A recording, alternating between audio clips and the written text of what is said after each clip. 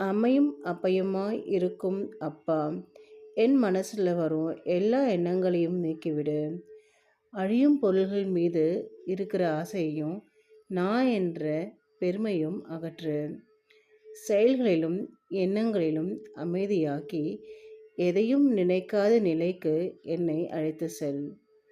அந்த அமைதியில் எல்லாம் உன்னிடமே சேர ஆனந்தமாக இருக்க வழிநடத்து. கையிலில் இருக்கும் அப்பா, உன் பாதத்தில் என்னை நிலைத்திருக்க செய். வார்த்தைகளை உபயோகிக்கும் போது ஒரு சொல் கூட அதிகமாக கூடாது. அளவாக கணக்காக பேசணும்.